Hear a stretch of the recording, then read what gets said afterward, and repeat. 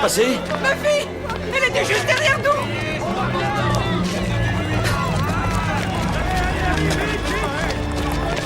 Il y a des victimes? Là de mort, c'est horrible. Éloignez-vous! Allez, viens, chérie. Occupez-vous d'elle! Occupez-vous des blessés! Il faut les emmener à l'écart! Vite! Alors, Murat, une bombe. C'est une bombe. Allez! Il ne faut pas rester ici. Soldats, venez avec nous!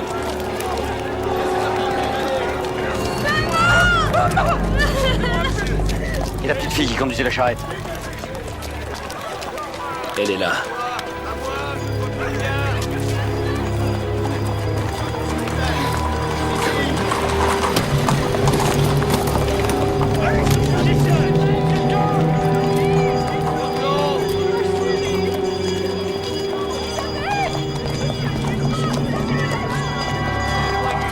Merci, la Providence veillait sur vous.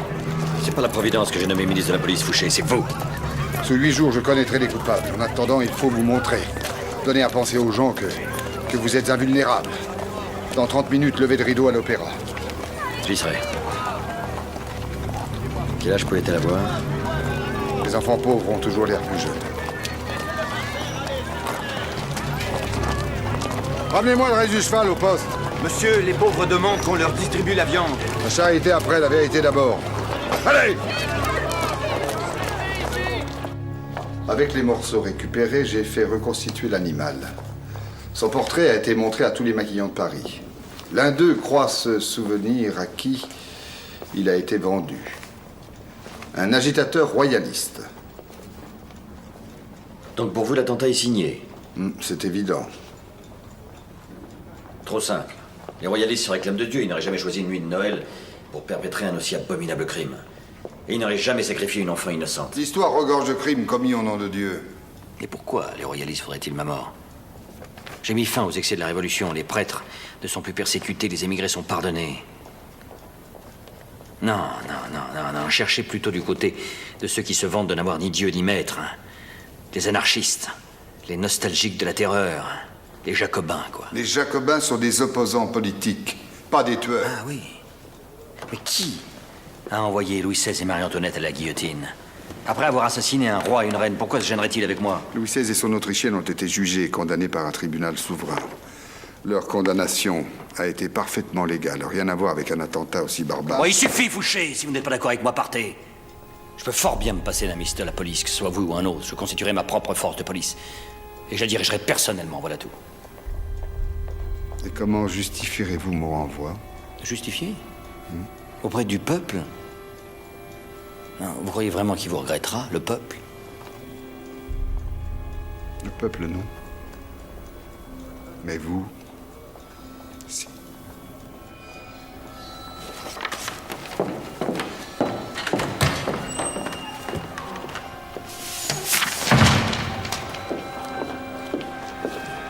Ah, monsieur le ministre, s'il vous plaît, nous vous cherchions.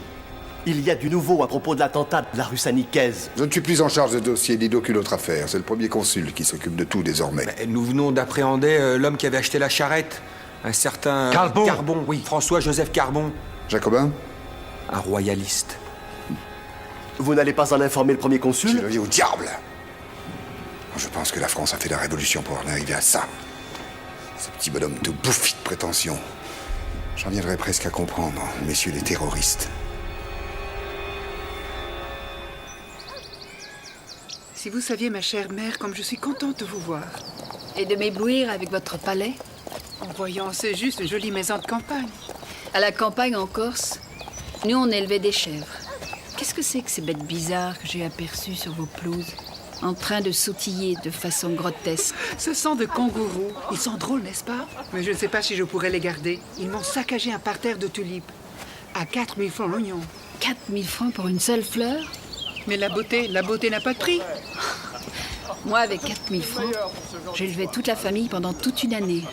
Napoléon ne manque jamais de rendre hommage à la façon dont vous les avez élevés, lui et ses frères et sœurs.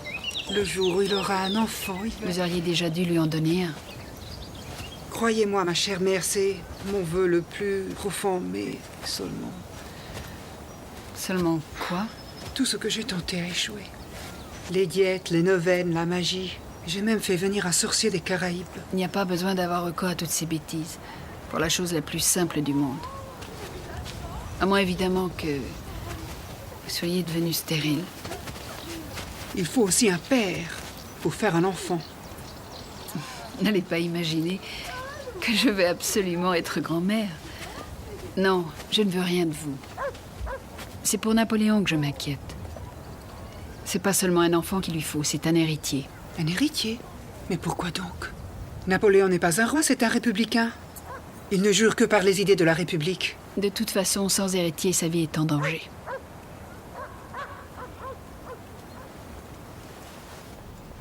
Voici la liste des noms de tous ceux qui sont impliqués dans l'attentat de la rue Saint-Nicaise et la confirmation que c'était bien des royalistes. Fouché avait raison. Je crois me rappeler vous avoir dit que sa disgrâce n'était pas du tout méritée.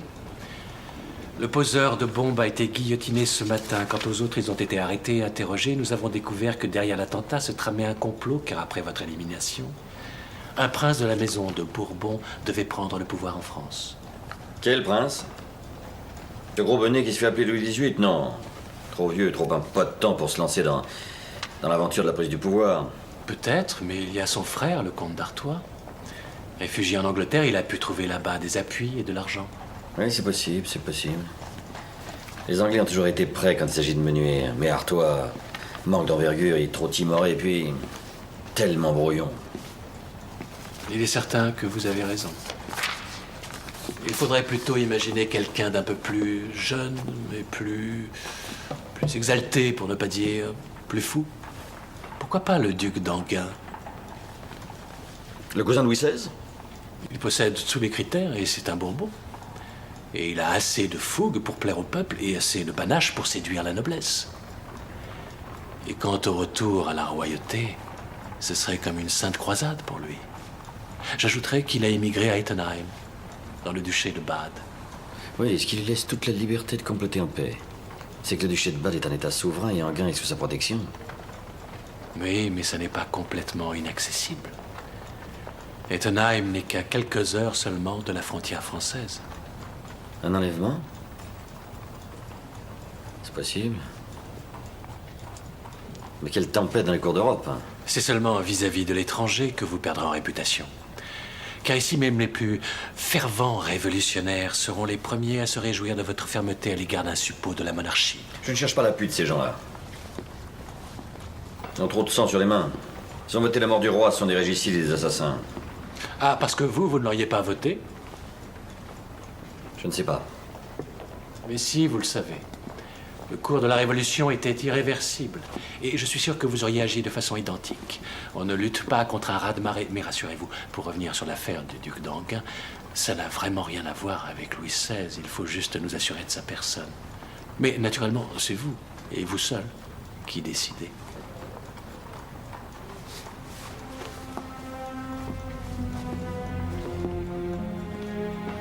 Talleyrand? Oui, citoyen premier consul. Qui, à votre avis, est assez habile pour aller arrêter le duc d'Enghien et le ramener en France? Que pensez-vous du marquis de Caulaincourt?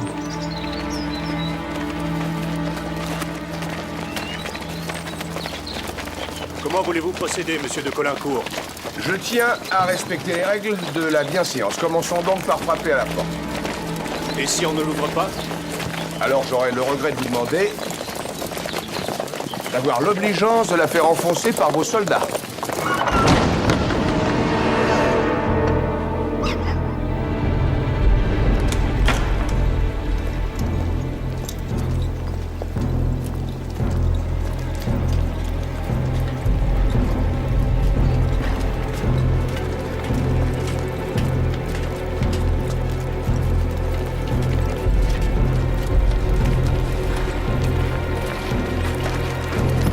Allez.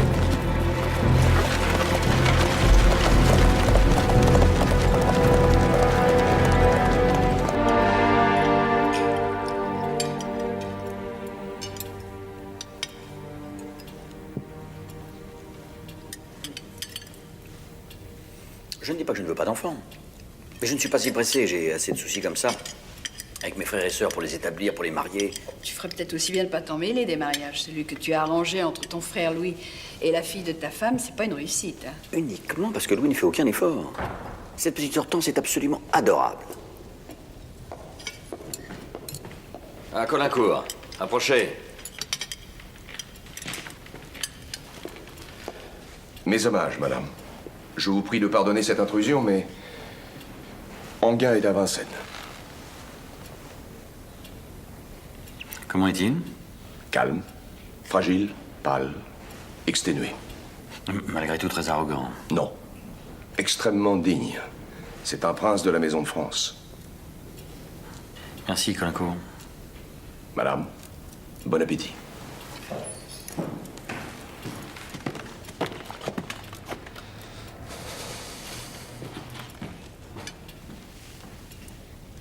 Qu'est-ce que tu vas faire maintenant?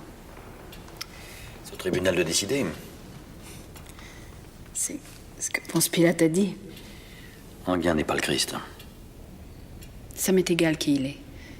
Mais toi, Napoléon, ne deviens pas un assassin.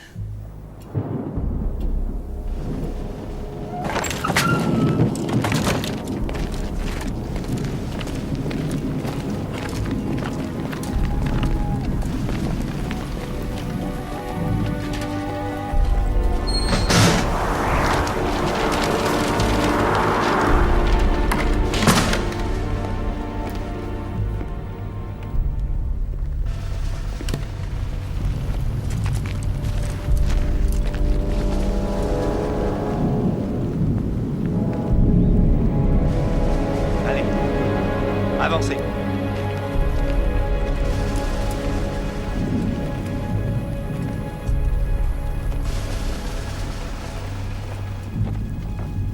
Ostam, Maverine, vite, nous partons pour eux. Non. Prépare-moi un bain.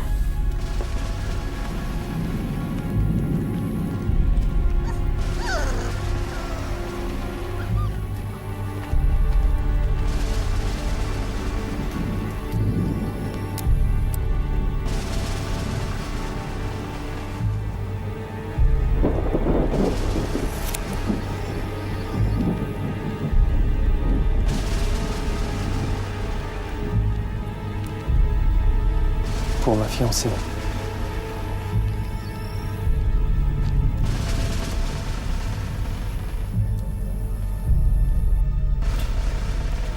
J'ai pas besoin de toi qu'on me laisse seul.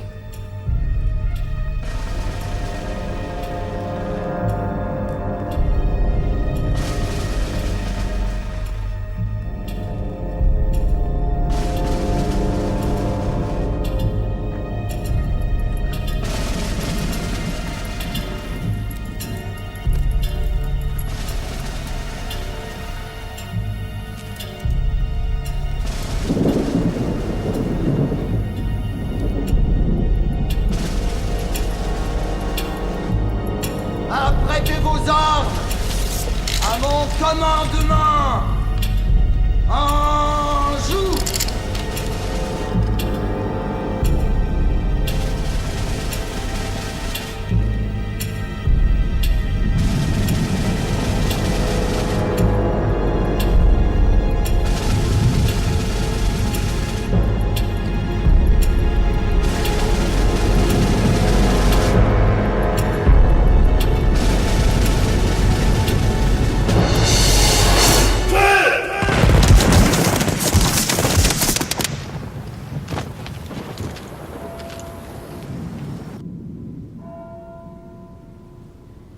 J'ai entendu du bruit.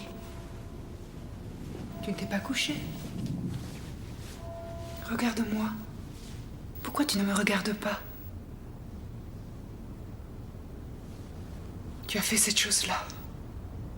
Cette chose atroce. Malgré mes supplications, celle de ta mère et celle de toute ta famille. Cette affaire ne concerne ni toi, ni ma famille. C'est une affaire d'État. Ça concerne le gouvernement de la France. Et moi. Oui, toi, oui. Tu pouvais lui faire grâce. Tu n'avais besoin de personne. Tu n'avais qu'un seul mot à dire. C'est lui m'avait demandé de l'épargner. Seulement ces gens-là, ces Bourbons, sont tellement prétentieux. Prétentieux? Mais innocent! Il n'était même pas en France au moment de l'attentat de Saint-Nicaise. Ses amis l'étaient. S'ils ne l'ont pas fait en son nom, ils l'ont fait pour lui. Et contre moi. Cette infamie nous portera malheur. Malheur à toi et malheur à moi, qui n'ai pas su t'empêcher. Et malheur à tous ceux qui ont trompé dans ce crime.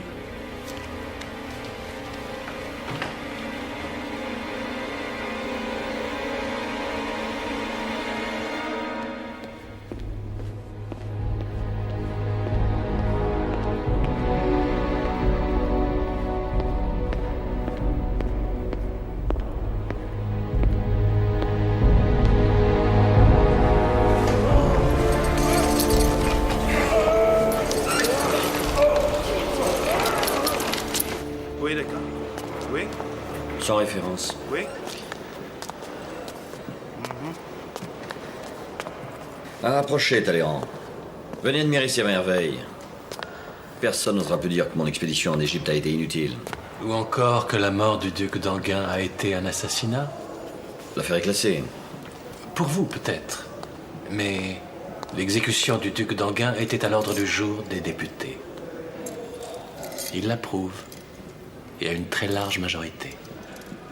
Pour ceux qui avaient voté la mort de Louis XVI, c'est naturel, désormais ils vous considèrent comme l'un des leurs. Ils ont même un titre à vous proposer, empereur des Français. L'idée n'est pas si mauvaise. Bien sûr, à condition d'éviter impérativement toute confusion. On ne doit pas une seconde songer à un retour déguisé à la monarchie. Il n'y aura plus jamais de roi en France, Talleyrand. Je suis républicain. Oui, mais un empereur peut être élu de la même façon que les Césars l'étaient autrefois à Rome. Les Césars étaient élus par le Sénat. Moi, j'exigerais que ce soit tout le peuple français qui ratifie et approuve mon élection. Je serai donc le premier citoyen français à avoir l'honneur de vous présenter mes respects. Sire. Sire. Sire. Je vous assure que vous vous y ferez très vite. On verra bien.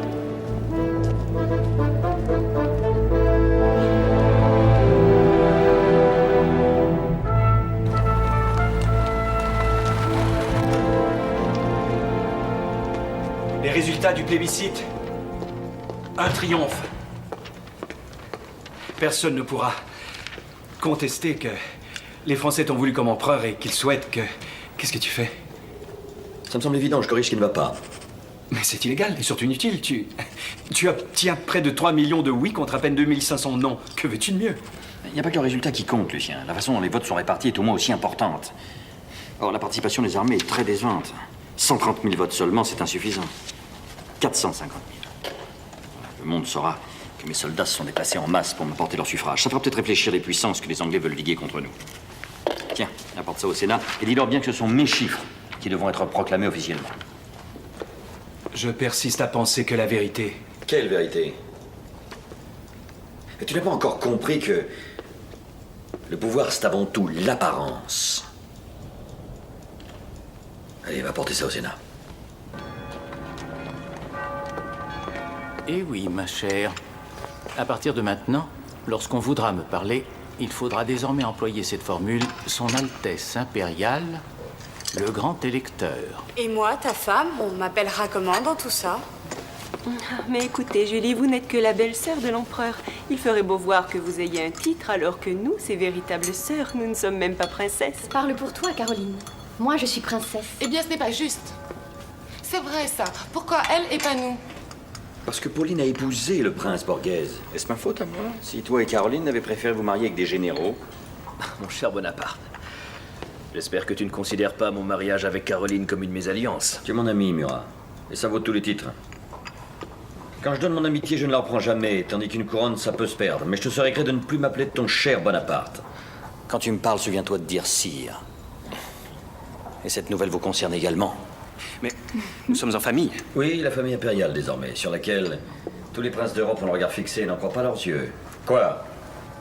C'est Bonaparte. Même pas aristocrate, à peine français, prétendent au titre d'altesse. Nous saurons leur prouver que nous sommes leurs égaux. Ne te fais pas d'illusions, Caroline. Si nous voulons que ces gens-là nous traitent en égaux, nous devons nous exprimer et nous comporter comme eux. Au moindre faux pas, ils nous accableront de leur mépris, ce qui me serait personnellement tout à fait égal. Sauf qu'à travers moi, c'est du respect et de l'honneur de la France qu'il s'agit. Serais-tu en train de dire que nous devons renoncer à la tendresse que nous partageons pour plaire à une bande de crétins? Mais je ne renonce à rien du tout. Je suis toujours votre frère et je vous aime comme avant. Je suis bien sûre, moi, que tu ne changeras jamais. Empereur ou pas, ta culotte blanche sera toujours pleine de taches. Je ne sais pas ce que tu fais avec cette culotte, Napoléon, mais vraiment. Il essuie dessus sa plume pleine d'encre, en fait. Bon, parlons de mon sacre. Ça sera le 2 décembre à Notre-Dame de Paris, avec la bénédiction du pape. Le pape? Tu veux faire venir le pape ici? Mais tu ne te rends pas compte de ce que tu dis, Napoléon. Tu peux aller à Rome pour voir le pape et il te donnera sa bénédiction. Mais il ne viendra jamais ici pour toi. Il viendra. Il me doit beaucoup. J'ai voulu le concordat qui rétablit la paix entre l'Église et l'État. Sans moi, il n'y aurait plus de religion en France. Et Dieu ne serait plus qu'un émigré de plus. Je vois que tu as tout prévu. Enfin, presque tout. Parce que devenir empereur, c'est aussi fonder une dynastie. Comment feras-tu avec une femme qui, de toute évidence, n'est pas fichue de te donner un enfant? Je t'en prie, Lucien, hein? Tu parles de la mère de ma femme. Et alors? Ta chère Hortense n'est pas en cause? Bon, ça suffit. Penses-tu qu'elle m'aurait abandonné si j'avais perdu la partie de l'issue Brumaire, si j'avais été jeté en prison ou même exécuté? Non, Lucien. Jamais Joséphine ne m'aurait lâché. Et maintenant que je deviens le maître, je devrais la renvoyer? J'ai décidé qu'elle serait couronnée en même temps que moi. Dès lors, Joséphine ne sera plus seulement ta belle-fille, elle sera aussi l'impératrice. Tu veilleras à t'en souvenir. Ça ne m'empêchera pas de penser que... Tu penseras en silence, à 2 pas derrière elle.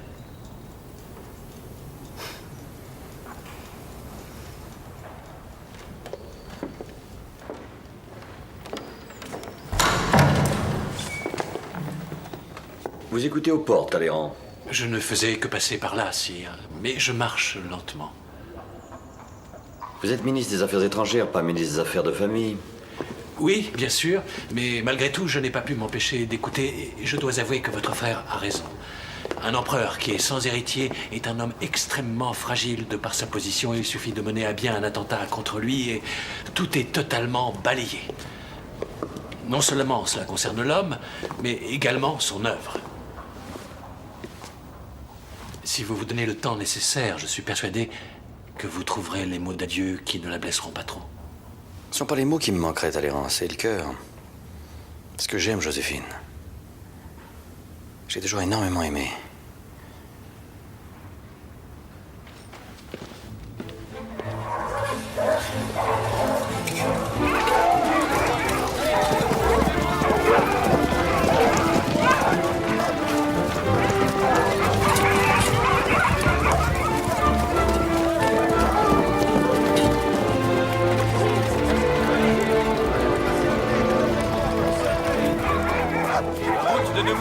Parfait. De cette façon, le pape pensera que nous sommes tombés sur lui par le plus grand des hasards. Je tiens pas à ce qu'il s'imagine que j'ai fait les frais de me porter à sa rencontre. Je ne dois pas davantage d'égard qu'à un quelconque croîtelet. Le cortège arrive, sire. Alors allons-y, messieurs. Et n'oubliez pas, nous étions en pleine chasse au loup quand soudain...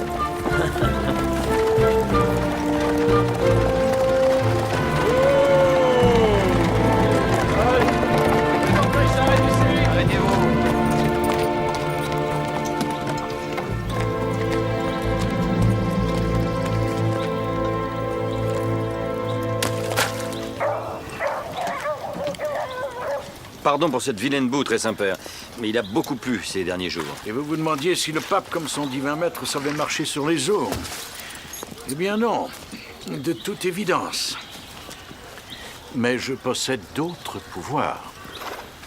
Comme celui de me sacrer empereur. Oui, aussi celui de célébrer votre mariage. Me marier, mais je le suis déjà.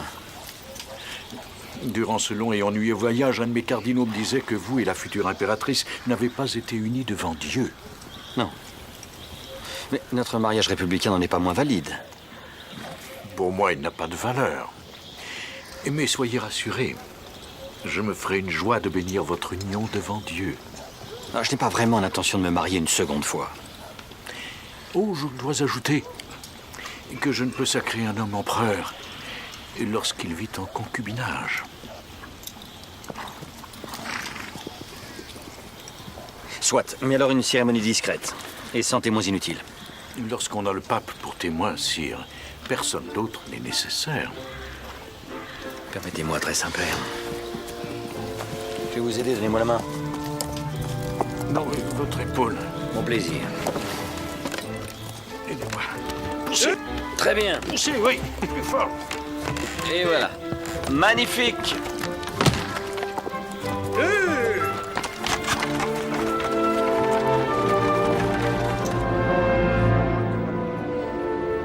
Je fais entièrement redécorer la cathédrale. Mon idée est de transformer Notre-Dame en temple gréco-romain. C'est-à-dire païen?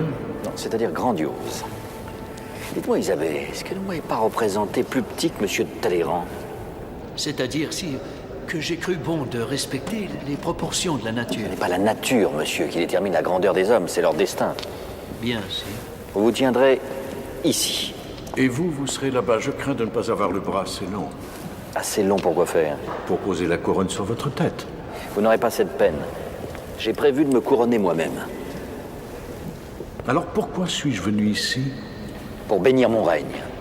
Mais à qui exactement demandez-vous de bénir votre règne, sire? À notre Seigneur Tout-Puissant? Ou à son serviteur qui le représente humblement? Humblement? Vous trouvez ça humble? Le tonnerre des grandes orgues?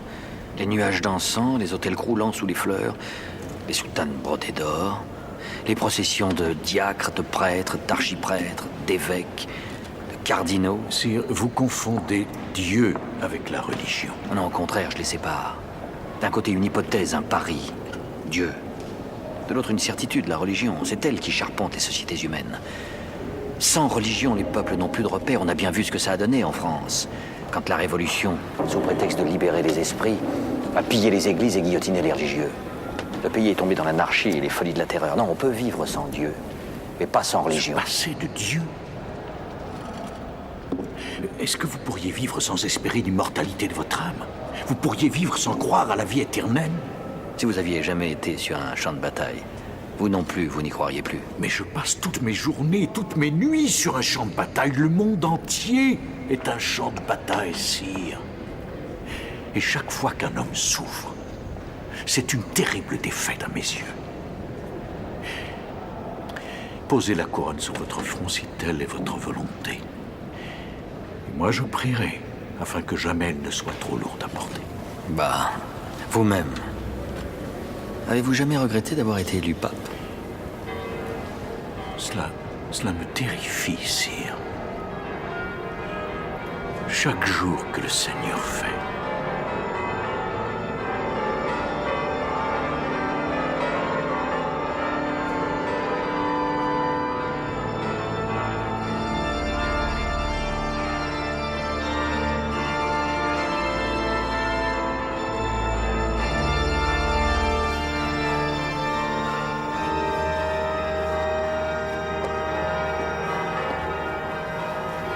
Laissez-nous.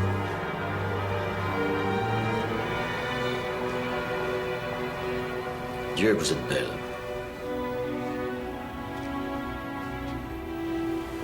Sais-tu que je te donnerais à peine 25 ans? Le maquillage, c'est un peintre qui l'a conçu, qui m'a aidé à le poser en travaillant ombre et clarté à même mon visage, comme si j'étais un chef-d'œuvre. C'est ce que tu es? Ton chef-d'œuvre alors? Le chef-d'œuvre de ton amour. Tu me permets de dire ça? Tu en doutes? Pas quand tu me regardes comme ça. Pas quand nous sommes seuls, toi et moi. Ce qui me fait peur, ce qui salit tout, ce sont les autres, à qui je vais offrir la plus belle occasion de me haïr. Il suffira de ne pas les voir. Mais n'attacher tes regards que sur moi seul. Mais au moment le plus grand, il faudra bien que je te dérobe mon regard pour incliner la tête. Mais sache bien alors que c'est moi qui ne verrai que toi.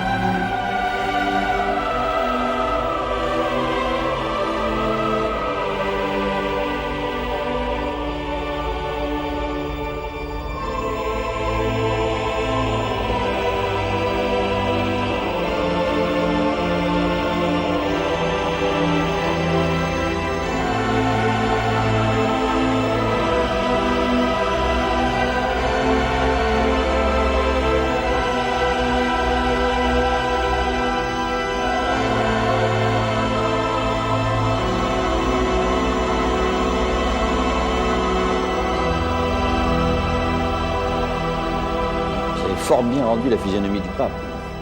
On dirait qu'il est assis là, sur son fauteuil, avec défense d'en bouger. Comme il a l'air de s'ennuyer, le pauvre. Placé où il était, il ne pouvait voir que le dos de votre manteau. Et où est ma mère? Nulle part, sire. Madame, votre mère ayant préféré ne pas assister à la cérémonie, je n'ai pas cru devoir... Je n'ai pas supporté de voir glorifier Joséphine. Querelle de chatte. Mais la postérité ne comprendrait pas son absence en un pareil moment. Là, David. Vous allez la peindre là, au milieu des tribunes. Hein. Je compte sur vous pour qu'elle soit bien en vue. Faites-lui une robe magnifique. Et veillez à ce qu'elle ait l'air radieuse. Sire, je ne sais pas si madame votre mère appréciera. Elle commencera par être furieuse. Elle a un caractère très entier, comme tout le reste de la famille, d'ailleurs. Avec le temps, elle me sera reconnaissante de lui avoir évité de passer pour une personne à l'esprit étriqué et mesquin. Voilà. Très beau, David. Ça sera très beau. À combien de temps pensez-vous l'avoir fini? Il faut le temps, sire. 1 an, 2 ans, peut-être. Allons, David. Pressez!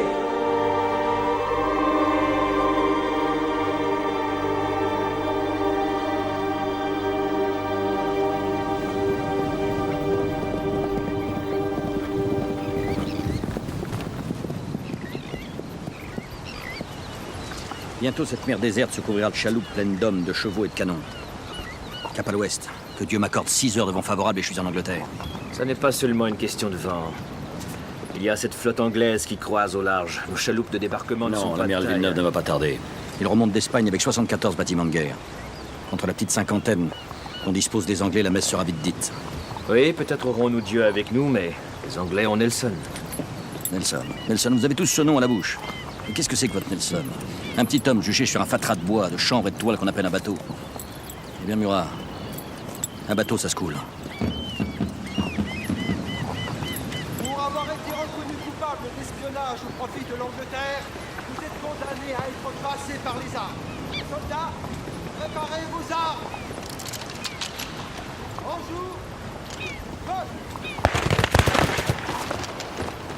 S'il faut vraiment faire couler le sang, il serait peut-être temps qu'ils soient anglais, parce que la population de Boulogne... Qu'est-ce qu'elle a à dire, la population de Boulogne? J'entretiens 200 000 hommes aux portes de la ville. 200 000 gaillards qui, depuis qu'ils stationnent ici, ont dû faire la fortune de tous les marchands de vin et toutes les putains de la région. C'est vrai que cette armée commence à sentir la vinasse et le cul. Assure-toi, Murat. Elle sentira bientôt la poudre.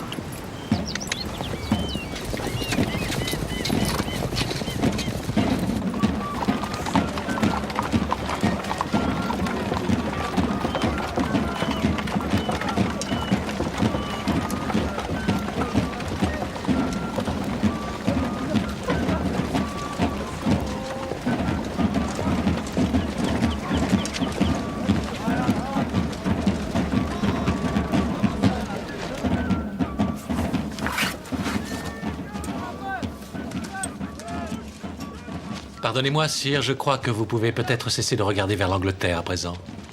Vous m'amenez des nouvelles de l'amiral Villeneuve? En effet, sire. Monsieur de Villeneuve a estimé que ses escadres étaient trop vulnérables et que ses marins étaient trop mal préparés pour affronter l'amiral Nelson. Il préfère attendre, sire. Derrière un rocher, comme un enfant peureux. Le lâche, l'imbécile, mais ne sait-il pas qu'il y a la guerre à avoir du génie, c'est avoir de l'audace? Comprend-il pas que sans ces bateaux pour me porter, je suis ici comme un cul de jatte? Mais il est peut-être préférable que votre majesté n'ait pas traversé la Manche. Parce que l'Angleterre a réussi à persuader la Russie et l'Autriche de lancer une attaque contre nous par l'Est, pendant que notre armée était occupée ici, à l'Ouest. C'est une excellente stratégie, et bien anglaise.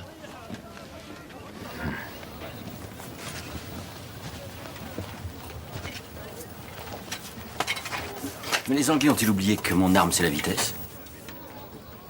Dans 20 jours, je serai au cœur de l'Allemagne. Murat, changement de programme. Que les clairons sonnent le rassemblement. Départ immédiat, 40 km par jour, 5 minutes de pause par heure. Ça sera épuisant, alors je veux que les tambours précèdent et ferment la marche et qu'ils battent sans cesse pour donner du cœur aux hommes. Avec vous à leur côté, ils n'en manqueront certes pas. Non, je ne serai pas avec eux, je serai à l'opéra. À la comédie. Au bal, à la chasse, partout où l'on rit, où l'on s'amuse. Je dois donner le change. Si je suis vu à Paris, jamais l'ennemi n'imaginera que mon armée se précipite à sa rencontre. Je sais, messieurs. On n'a jamais vu 200 000 hommes et tous leurs fourniments exécuter une telle pirouette. Et c'est parce qu'on le croit impossible que nous allons le faire. Et c'est aussi pourquoi, daté de ce jour, on ne dira plus l'armée, mais la grande armée.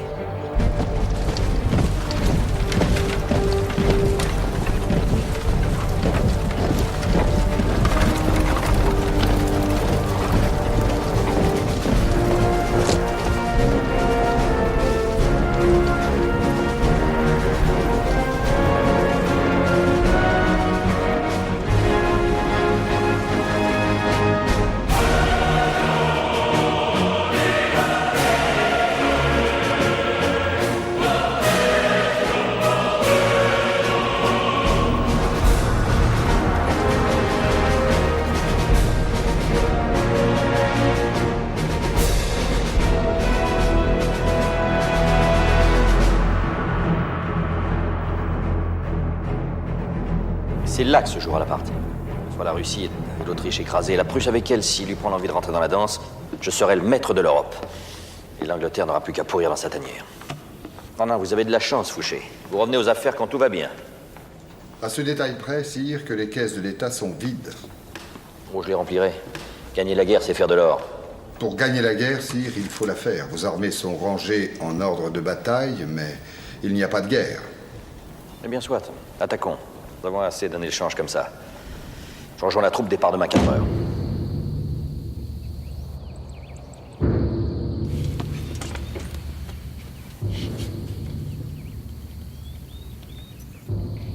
Aouh! Je t'ai délivré d'un ennemi. Un éclaireur. Le gros de l'armée arrivera bientôt. Sois sans crainte, nous ferons face ensemble. Ensemble? Mais moi, je se réveille bien avant toi. Je serai peut-être mort avant toi. J'ai une guerre à faire qui n'attend que moi. L'heure n'est plus aux mondanités. Allez, lève-toi, Joséphine. Nous partons cette nuit. Nous partons? Oui, pour Strasbourg. Lorsque les hommes verront que tu fais partie du voyage, ils en déduiront que la guerre ne sera ni trop féroce, ni trop longue. C'est très important pour leur morale. Tu calcules toujours tout. Oui, j'essaye. As-tu déjà fait l'amour dans une berline, lancée à toute vitesse dans la nuit?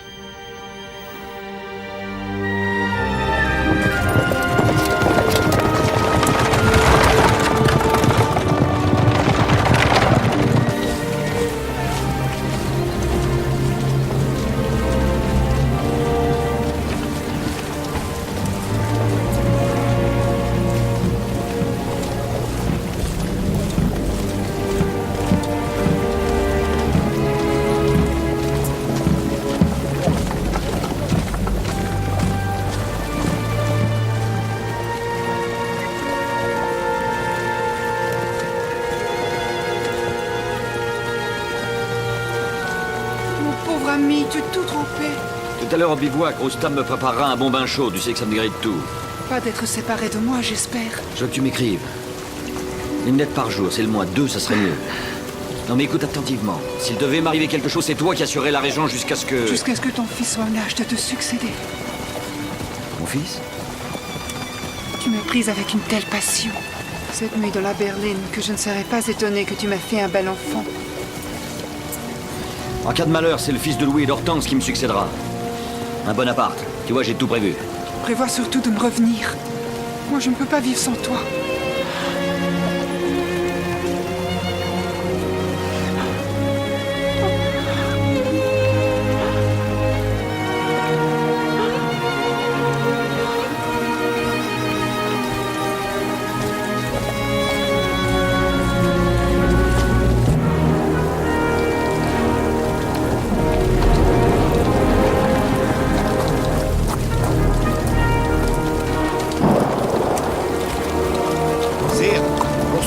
Ici, partout très pauvre.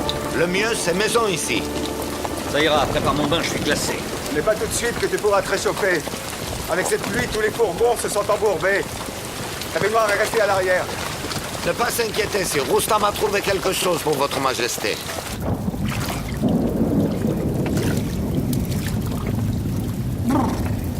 J'ai jamais eu aussi froid de ma vie. C'est quoi ça exactement? Sire, c'est mangeoire pour les cochons. Mais Roustam a lavé avant. C'est rapport des Français dans nos loges à cochons. Le jour du sacre, à l'instant d'entrer dans la cathédrale, je me suis retourné vers Joseph et je lui ai dit, si notre père nous voyait, et bien ce soir, si mes frères me voyaient... Des œufs. C'est tout ce que j'ai pu trouver. Parfait. J'ai bien essayé de t'attraper aussi la poule, mais elle n'a rien voulu savoir. En la poursuivant, j'ai glissé dans le purin. Désolé pour l'odeur. Oui, ça c'est un fait que tu pues abominablement. Mais quand nous reniflerons l'odeur de la mort, on regrettera celle du fumier. Alors donne tes œufs à Roustam, il va nous confectionner une belle omelette. Et viens de plonger là-dedans. L'eau est encore chaude.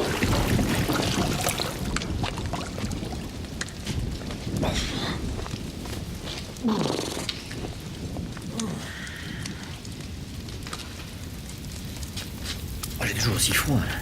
Tu n'as pas la fièvre?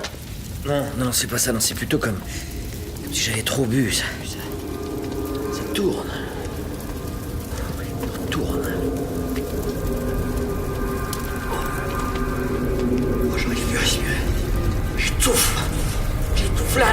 moi je vais. Léon, il faut un médecin pour Sa Majesté. La fièvre, la fièvre.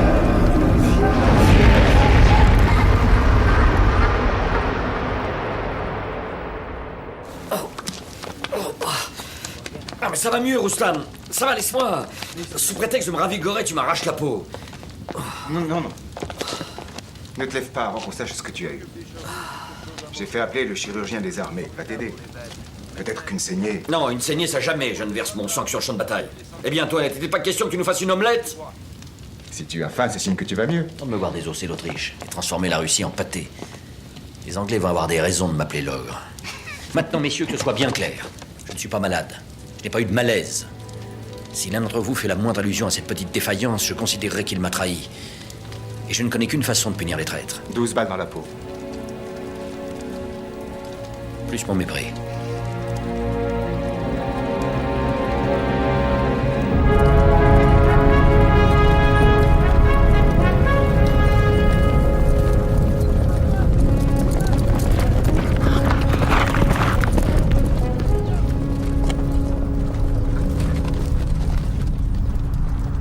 Je prendrai position le premier. Parce que je vais obliger les Russes et les Autrichiens à livrer bataille là où je leur ai décidé.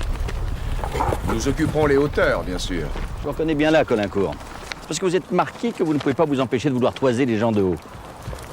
Sire, tous les manuels militaires s'accordent pour affirmer que la meilleure position pour livrer bataille est sur les hauteurs. Enfin, ceux qui ont écrit ces manuels n'étaient pas là où nous sommes aujourd'hui.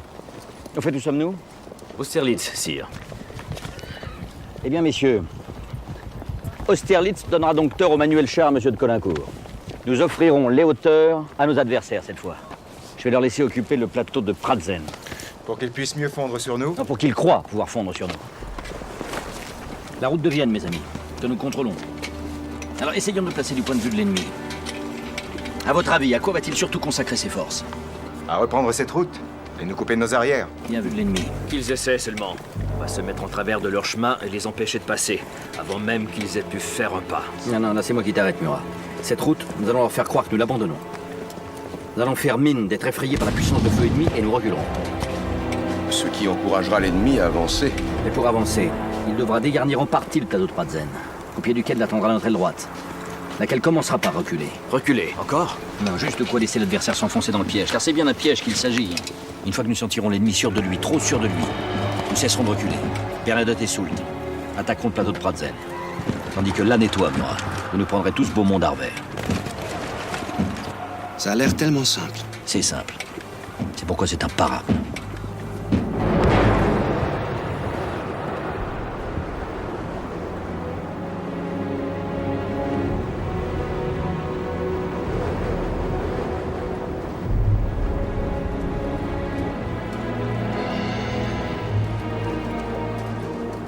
Maudit brouillard, sire.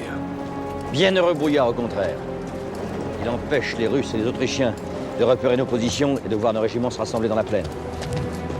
À toi de jouer, Davout. Profite de cette brume pour te rapprocher au plus près du corps d'armée de Kutuzov. Très bien, sire. Et moi, sire. Donnez-moi 10 minutes et je m'empare du plateau de Pratzen. Eh oui, Soult, j'y compte bien. Attends seulement que la brume se dissipe. Le soleil va sortir, je le sens. Il va venir. On se connaît bien, le soleil et moi. Tu veux le soleil maintenant? Oui. Le brouillard était pour le piège. Le soleil sera pour la victoire. Sa lumière, en révélant brusquement à l'ennemi que nous sommes plus près de lui qu'il ne le pense, va lui faire perdre de son arrogance.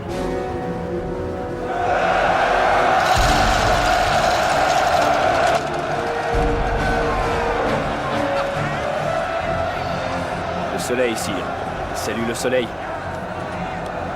Ils y voient un bon présage. Moi aussi. Messieurs, la grande armée passe à l'attaque. Et musique en tête à présent que nous n'avons plus à nous cacher. Soult! Prêt à mener la charge, sire.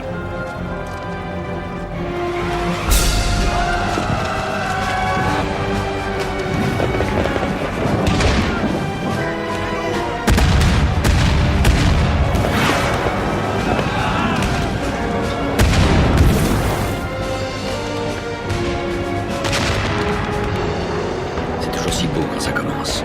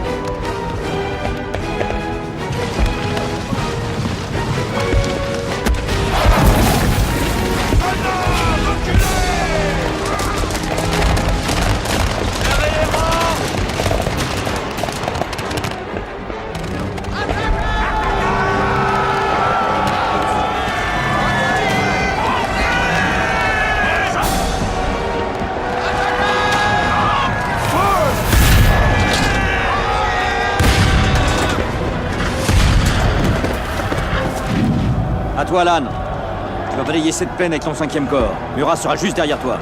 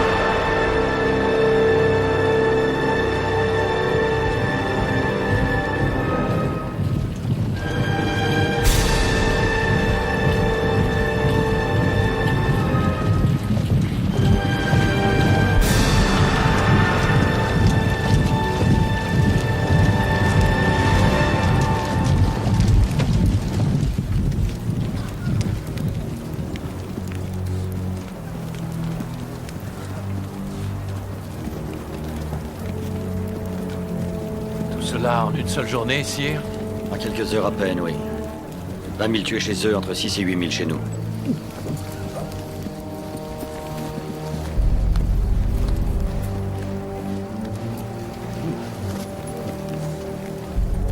Sire, je crois que j'en ai... Assez vu? Non, Talleyrand, non, pas encore.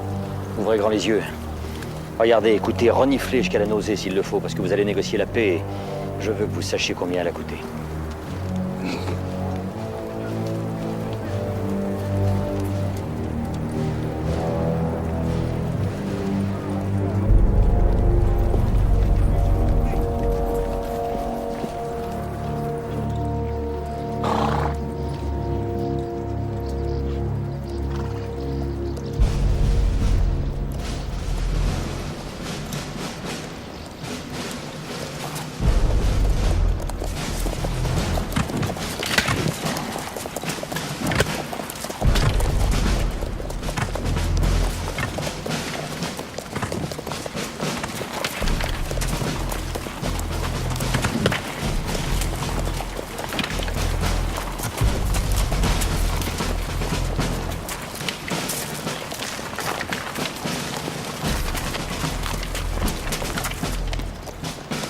Vous ne descendez donc jamais de votre cheval, sire? Il est arrivé de dormir, Ansel, pour avoir fait à cheval à peu près tout ce qu'un homme peut faire, excepté l'amour. Mais je ne désespère pas d'y parvenir un jour. Et qu'allez-vous exiger des vaincus? Je peux tout, n'est-ce pas? En effet, vous êtes le maître. Bien. Alors j'exige la paix. La paix? C'est magnanime, et votre modestie va certainement apparaître comme une plaisante surprise pour l'empereur d'Autriche et le tsar Alexandre. Oh, c'est tout pour l'essentiel. Quant aux détails, l'Autriche me remettra le Tyrol et Venise. Je veux le Tyrol pour sa position stratégique et Venise pour ses trésors. Oui, je compte faire transférer cet admirable quadrige qui se trouve sur la place Saint-Marc à Paris. Je suis sûr que Eugène de Beauharnais ne pourra pas me refuser ça. Oui, j'ai fait le fils de Joséphine Vice, roi d'Italie. Venise sera donc à ce brave Eugène, et le quadrige aussi. Je ferai couronner mon frère Joseph, roi de Naples, Louis et ma chère Hortense régneront sur la Hollande. Et je vais donner la Westphalie à Jérôme. L'Europe se trouvant alors tout entière irriguée par mon propre sang, il n'y aura plus de guerre. Oui? Vous avez quelque chose à dire? Non, moi je n'ai rien à dire, mais qu'en sera-t-il de la façon de réagir des cours européennes? À moins que rien. Personne n'a à discuter mes décisions. Mais je ne les discute pas, sire. Je me permets juste une suggestion qui permettrait de conforter les cours européennes, c'est tout. Par exemple, Votre Majesté pourrait, ce n'est qu'une hypothèse bien sûr, répudier l'impératrice Joséphine, sous le prétexte qu'elle ne vous a toujours pas donné d'héritier, et épouser la jeune archiduchesse d'Autriche. Lâcher Joséphine pour Marie-Louise? Oui. Si c'est une idée à vous, laissez-moi vous dire qu'elle est singulièrement stupide. Mais Votre Majesté, j'ai un très grand respect pour l'impératrice Joséphine. Mais qu'y aurait-il de mieux pour créer des liens avec la maison d'Autriche que ceux d'un mariage? Mais après avoir fait la guerre à l'Autriche, vous voudriez que je lui fasse l'amour? Pour faire l'amour, monsieur de Talleyrand, encore faut-il aimer. Aimer? Dans le cas présent, il ne s'agit après tout que de faire un enfant. Avec ce gros jambon rose, qui doit parler français avec un accent effroyable. Votre Majesté, je vous assure que l'Europe entière trouve Marie-Louise extrêmement séduisante. Et d'ailleurs, je souhaiterais vous en donner la preuve. Tenez.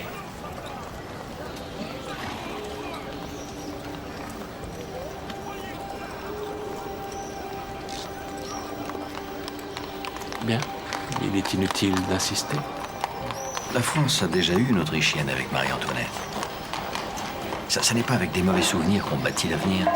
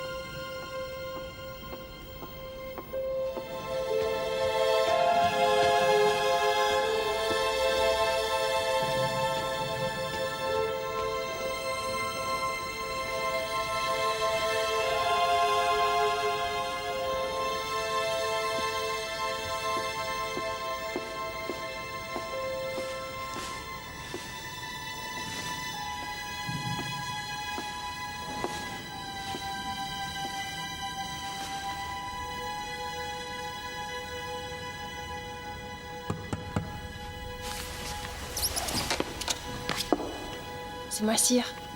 Éléonore de Nuel.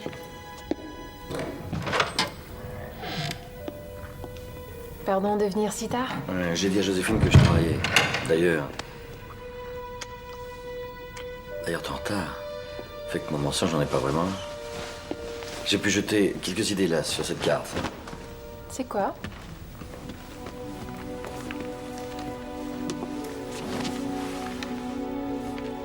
Où donc se trouve Trafalgar? Trafalgar n'a jamais existé. Savez-vous, mademoiselle de Nuel, que ce que vous êtes en train de regarder relève du secret d'État? Et que pour ça, je pourrais te faire arrêter, mon ange. Mais c'est toi que tu punirais. À moins de venir me faire l'amour dans mon cachot. Oui, au moins nous serions tranquilles. C'est vrai que j'en peux plus, moi, de ces rendez-vous à la sauvette. Dire qu'on me pousse à répudier ma femme pour une princesse autrichienne, et qu'on me traiterait de mari malhonnête si on me voyait en train de caresser une petite suivante de rien du tout. Mais pas petite suivante. Dame du palais, électrice de Sa Majesté impériale. Pardon.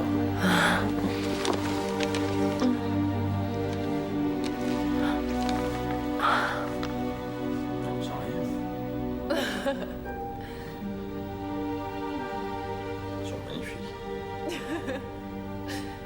Pourquoi? Pour vous plaire. Dis-moi, ça ne te gêne pas de t'asseoir au genou de ma femme pour lui faire la lecture en sachant que tu vas te retrouver dans mon lit le soir même? Vous seriez une maîtresse de toute façon. Vous aimez trop l'amour, sire. Vous l'aimez encore plus quand il vous met en danger. Le risque vous excite.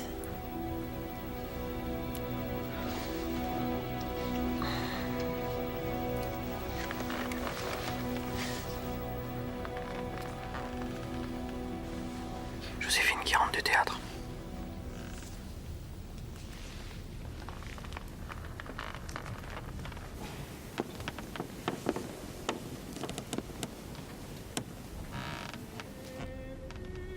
Pourquoi n'est-elle pas entrée? Parce qu'elle a 20 ans de plus que toi et qu'elle est bien trop intelligente pour se soumettre à des comparaisons.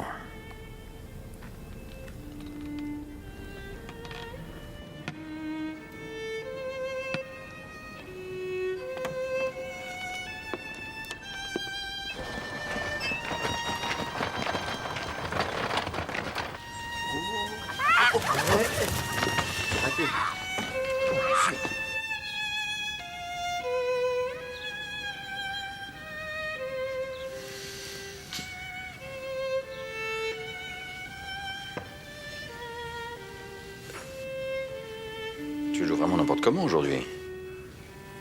Veux-tu que je cède ma place à Mademoiselle Dunuel? Oh, peut-être elle ne sait pas jouer aux échecs. Elle ne peut pas être douée pour tout. Mais tu devrais le savoir mieux que moi, parce que Éléonore Dunuel est une de tes suivantes. Et une de tes maîtresses. Ce sont les ragots, ça. Non seulement elle est ta maîtresse, mais c'est une maîtresse amoureuse. Enfin, supposer que ce soit vrai, mais la seule chose qui devrait compter pour toi, c'est si moi je suis amoureux d'elle. Très bonne question. Et quelle est la réponse? Elle t'excite, mais tu n'es pas amoureux. Tu vois, tu n'as rien à craindre. Joue donc. Je n'ai pas peur d'Éléonore Dunuel, pas plus que toutes les autres petites... que tu as mises dans ton lit et que tu mettras encore dans ton lit. La seule chose que je craigne, c'est que tu m'aimes de moins en moins. Jusqu'au jour où tu ne m'aimeras plus du tout. Ça n'arrivera jamais. Mais tout arrive, mon ami. La preuve? Échec au roi. À moins que je sacrifie ma reine.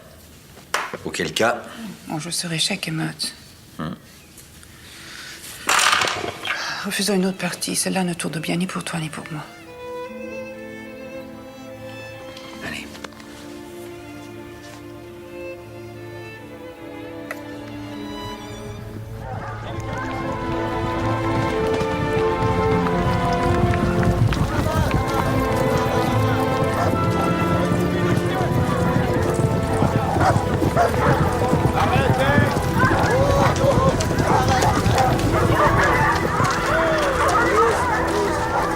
Pas trop froid?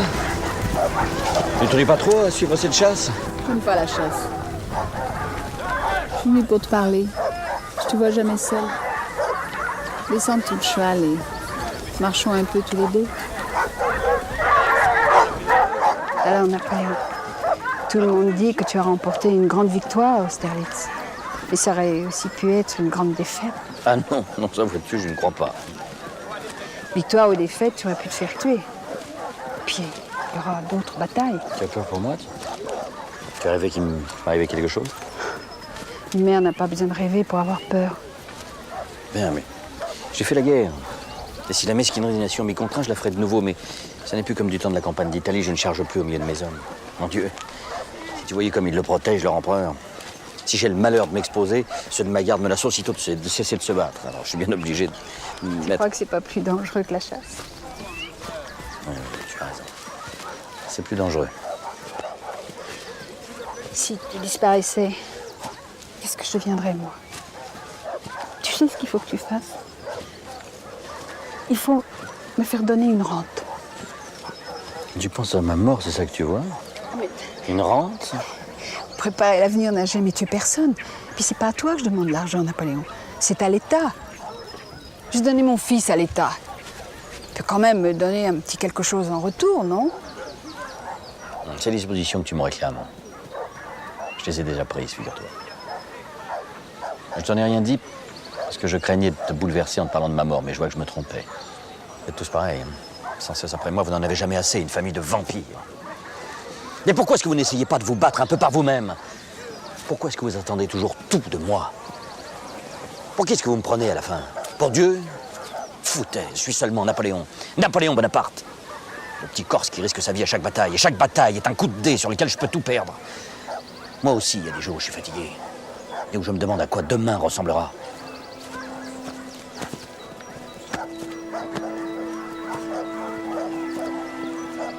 Allez, viens, ne reste pas là. Pas que tu prennes froid à ton âge.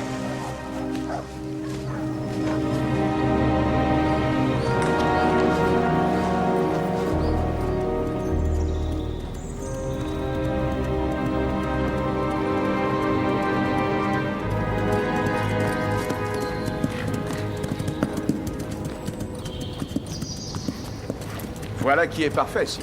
Parfait. C'est excellent. Ce cheval était fait pour vous, Majesté. Si la reine de Prusse vous voyait maintenant, elle serait forcée de réviser son jugement. Pourquoi? Qu'a dit la reine de Prusse? Cette femme, sire, plutôt cette harpie, n'arrête pas de répéter à qui veut l'entendre que votre Majesté, ce petit monsieur Bonaparte, et là je ne fais qu'utiliser son langage, n'est qu'un monstre sorti de la fange. Et elle, comment l'avez-vous trouvée? Belle femme? Oh non, non, sire, non, mon Dieu, elle a un goitre. Goitre? Oh, voyez-vous ça? La pauvre. Sire, cette femme ne mérite pas votre pitié. C'est une vraie furie. Elle a traversé Berlin à la tête d'un régiment de dragons et elle a fait le serment de conduire ce régiment jusqu'à Paris. Et aussi, elle a ajouté qu'il était inutile d'employer les sabres pour battre les Français. Des gourdins suffiraient. Ainsi, je suis un monstre à la tête d'un peuple de chiens. C'est extraordinaire l'imagination qu'elle a. J'ai bien fait de vous envoyer là-bas en ambassade, Caulaincourt. Merci, sire. Je commence à me faire une assez bonne idée des intentions que la Prusse entretient à l'égard de la France. Ce qui me semble extraordinaire, sire, c'est la sérénité avec laquelle votre Majesté a écouté mon rapport. Ma sérénité vient du fait que j'ai 150 000 hommes prêts à mourir pour moi, Caulaincourt, avec lesquels je peux soumettre, écraser, anéantir qui je veux. Et non seulement je le peux, mais je vais le faire.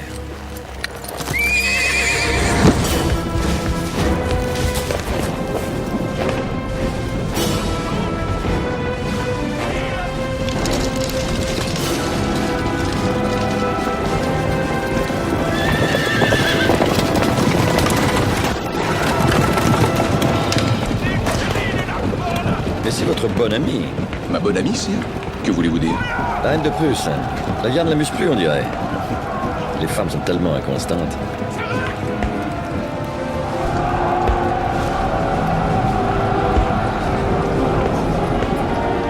Quelle heure est-il? Près de midi, sire.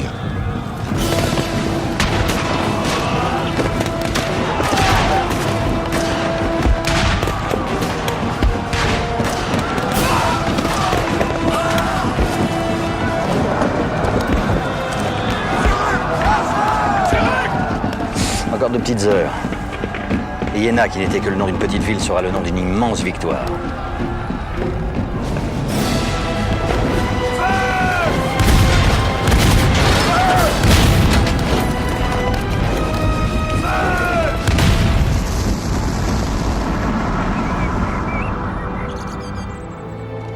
Puisque vous me confirmez que Iéna est une victoire, qu'est-ce qui retient l'empereur là-bas? Vous êtes rentré, vous? C'est que je ne suis pas très utile sur les champs de bataille, moi, madame. Des champs de bataille? Vous voulez dire que malgré la victoire, la guerre va continuer? Maintenant que l'empereur a battu l'armée prussienne, il veut également battre l'armée russe, car selon lui, elle représente une réelle menace pour la paix en Europe. Alors, il a donc décidé de se lancer à sa poursuite à travers la Pologne. La Pologne? On dit que les Polonais sont très jolis.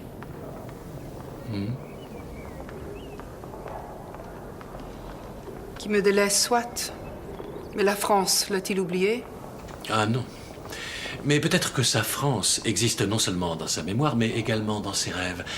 Tous les jours, on reçoit ses décisions concernant de nouveaux monuments, des parcs, des halles et des marchés.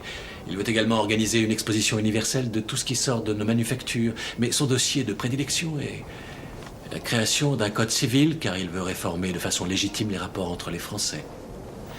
Dans le domaine de la vie quotidienne, les héritages, les contrats de mariage et aussi... Divorce? Oui, les divorces aussi.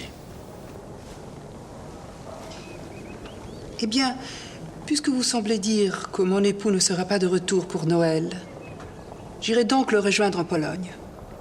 Je crains hélas que ce ne soit pas une très bonne idée, madame. Si vous revenez de ce voyage plus triste qu'en partant, vous ne pourrez vous retourner que contre vous-même. Il y a là-bas l'homme que j'aime. Peut-être 2 pour aimer. Que voulez-vous insinuer? Vous dites insinuer, madame. Ceci est curieux. Tout le monde dit en parlant de moi que j'avance masqué, que je déguise ma pensée. Et pour une fois que je dis exactement ce que je ressens, vous n'avez pas l'air de vouloir entendre. Mais il se pourrait que ce soit vous qui avanciez masqué. Non ?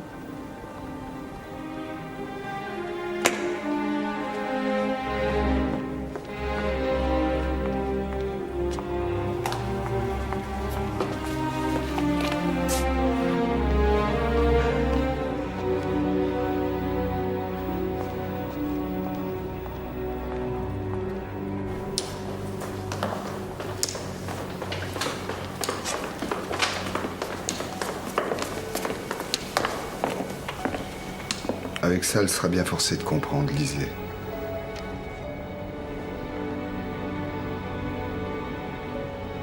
Il faut le lui faire savoir. À elle? Non, à lui. Aussi vite que possible.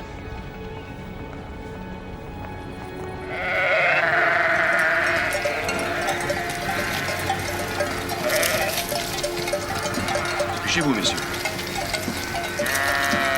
Allez, plus vite, plus vite.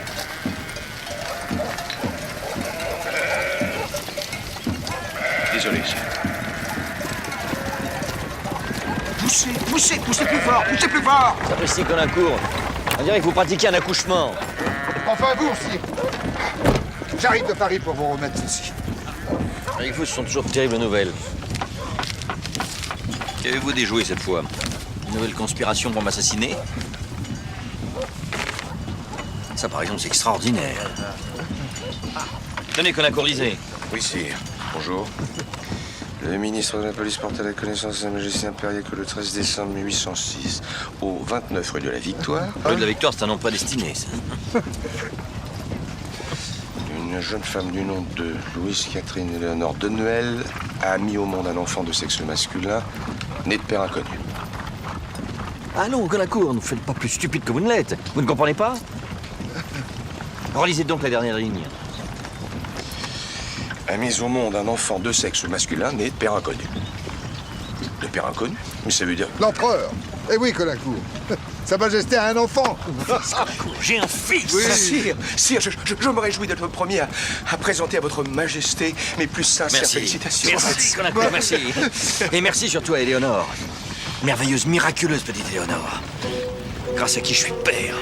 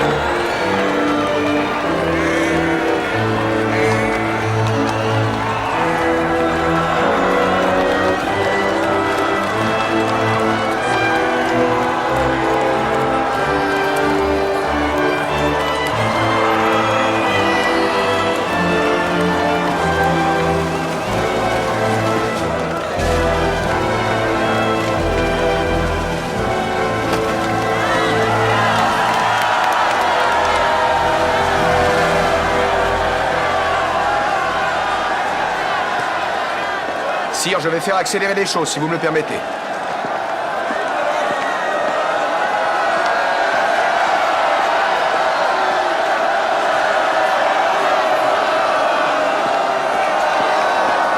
Je vous en prie, monsieur. Aidez-moi, je dois voir l'empereur. C'est impossible. Absolument impossible. Allez-vous permettre, monsieur, qu'un de vos soudards traite ainsi la comtesse Marie Walewska?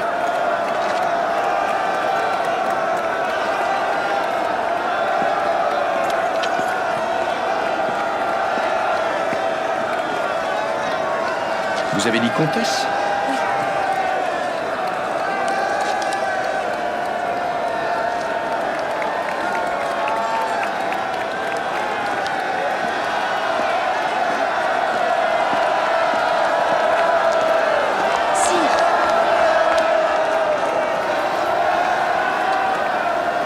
Soyez le bienvenu, sire.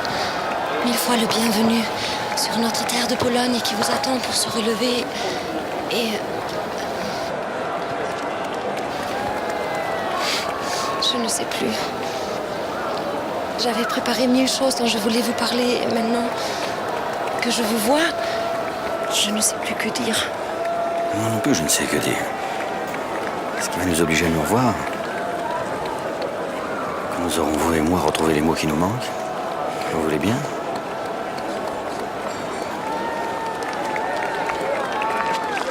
Merci, monsieur. Je suis désolé, je vous prie de bien vouloir m'excuser, sire. Comment s'appelle-t-elle? Elle s'appelle Comtesse... Ces noms polonais, c'est vraiment impossible de Je s'en veux rappeler. savoir. Retrouver son nom et surtout retrouver la elle. Certainement, sire.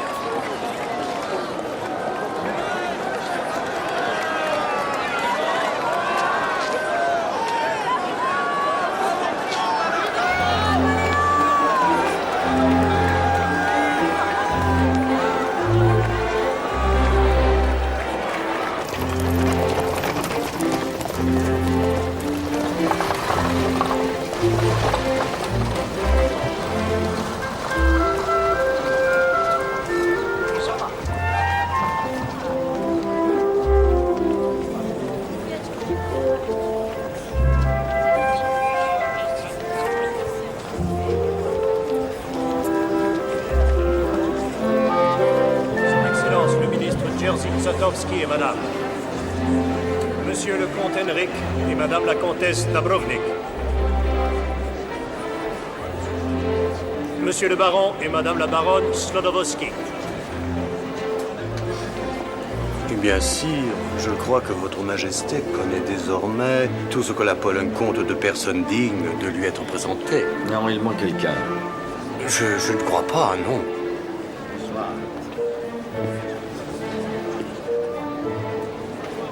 Monsieur le comte et Madame la comtesse Athanas Walewski. Voilà, il ne manque plus personne maintenant.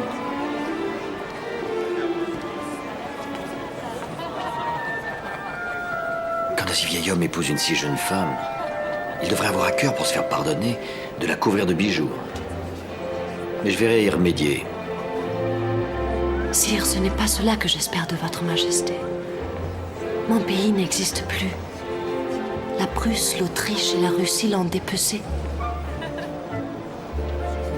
Rendez-moi ma Pologne.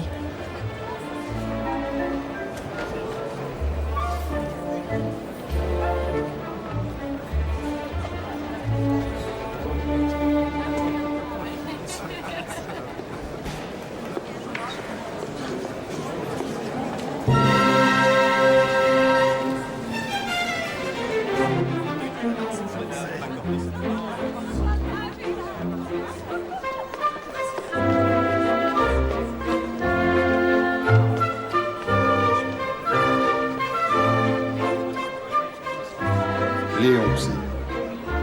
Quoi? Votre fils. Mademoiselle de Noël l'a appelé Léon. La moitié de Napoléon. Comme le cri des pans. Le cri des quoi? Non, rien. 3,5 kg à la naissance, un gros garçon bien joufflu, il paraît. Vous voyez, sire, comme votre police est bien faite, nous savons tout.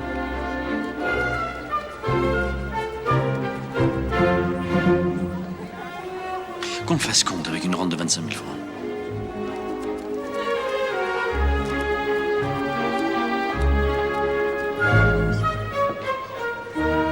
Vous avez de quoi écrire? Inutile, je m'en souviendrai. 25 000 francs de rente et un titre de compte. Non, il ne s'agit pas de ça. Un billet pour la comtesse Walewska. Je n'ai vu que vous. Je n'admire que vous. Je ne désire que vous. Une réponse bien vite pour calmer l'ardeur de... Non, inutile de signer, elle comprendra. Arrangez-vous pour qu'elle le trouve chez elle en rentrant. Et faites appeler ma voiture. Mais sire, le bal... Puisqu'elle ne danse pas, aucun intérêt.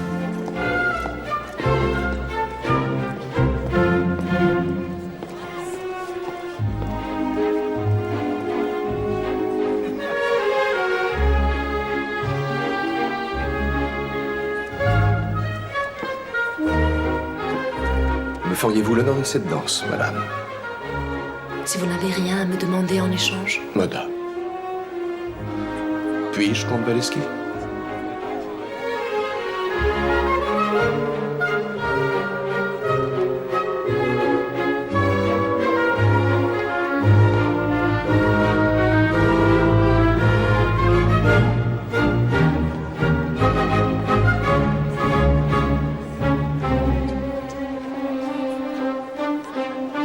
En y réfléchissant, je vais peut-être vous demander quelque chose. S'il vous plaît, ne dites rien.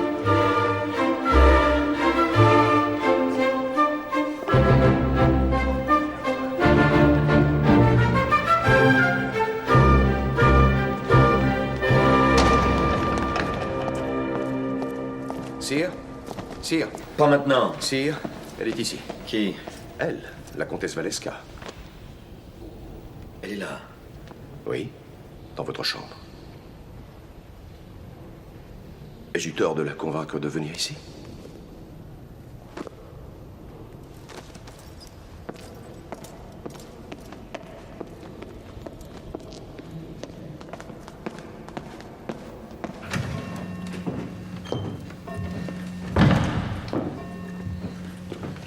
Doucement, sire.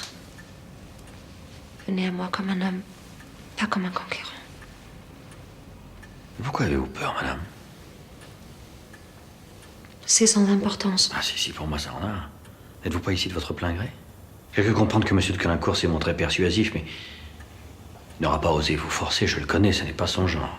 Un marquis, pensez donc. D'autres que lui m'ont conseillé de profiter de cette opportunité pour peut-être pouvoir toucher le cœur de votre majesté. Le prince Poniatowski et jusqu'à mon propre mari. C'est toute la Pologne, sire, qui me jette dans vos bras. N'ayez pas peur, madame, vous n'y êtes pas encore dans mes bras. Voyez, plus je m'approche de vous et plus vous reculez. Je serai bientôt le dos au mur. Et que croyez-vous que je ferai alors?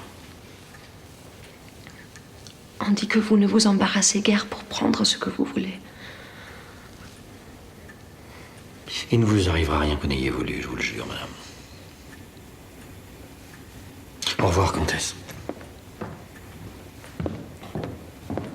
Sire, rendez la Pologne souveraine.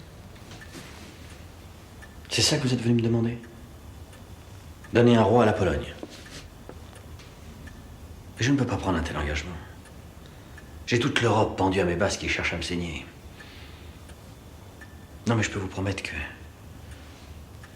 Je peux te jurer que de même que je n'oublierai jamais cet instant, jamais non plus je n'oublierai ce qui t'a amené ici ce soir. Donne-moi un peu de temps si je vois que les Polonais sont dignes d'être une nation. Bien sûr qu'ils en sont dignes. Regardez-moi. Jugez-les d'après moi. Je suis l'une d'entre eux. Impétueuse, passionnée, courant vers moi comme une folle au risque de te faire étouffer par la foule. Et ensuite refusant de me revoir, si la Pologne te ressemble. Quel petit pays fantasque. Que faut-il faire pour que vous aimiez ce petit pays fantasque? Te laisser aimer.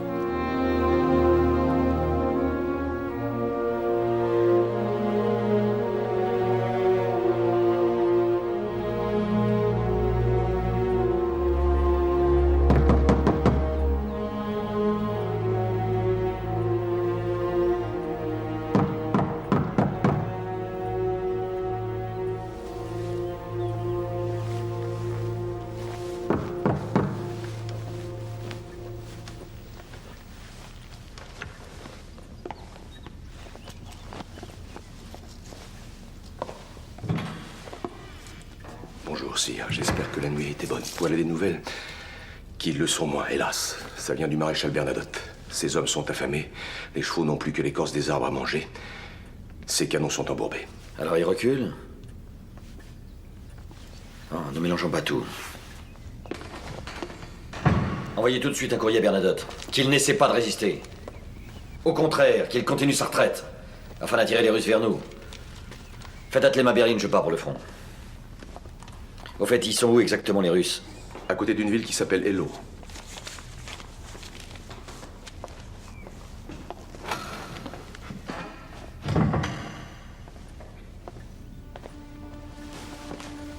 Vous partez, n'est-ce pas? Bon, je reviendrai. Je reviendrai. Vous avez dû dire ça bien souvent. Je suis toujours revenu. Mais pas toujours la même adresse. Tu serais plus rassuré si je t'épousais? Ne soyez pas cruel. Nous deux savons que c'est pas possible, vous êtes déjà mariés et moi aussi. La seule chose que vous puissiez épouser ici, c'est... La cause? La cause de la Pologne. Cette nuit, je n'y ai pas pensé.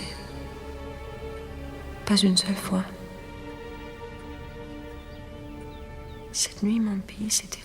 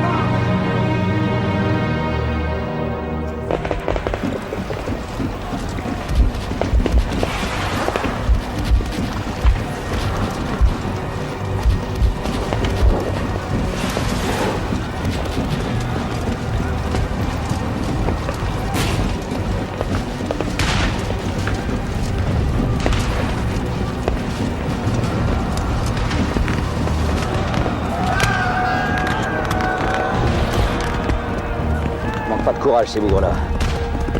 Sire, notre 14e de ligne est anéanti. Augereau est gravement blessé et il a perdu 5000 hommes en 20 minutes. A-t-on enfin des nouvelles du maréchal Ney? Nous ne savons pas où il est, sire. J'ai envoyé des éclaireurs à sa rencontre, mais aucun n'est revenu. Va recommencer. Sire, il faut vous éloigner d'ici, pendant qu'il en est encore temps. Il n'en est pas question. Vas-tu nous laisser dévorer par ces gens-là?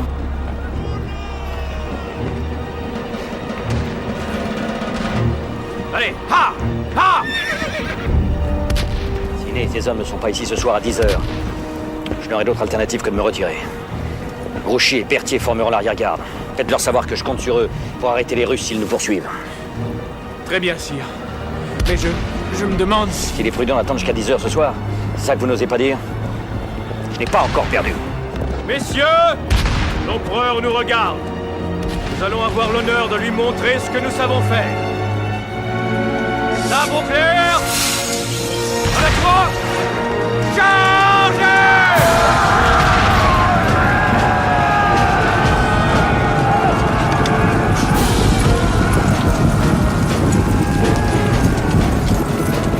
Est-ce que ça va suffire? Non. Mais il n'empêche que c'est magnifique.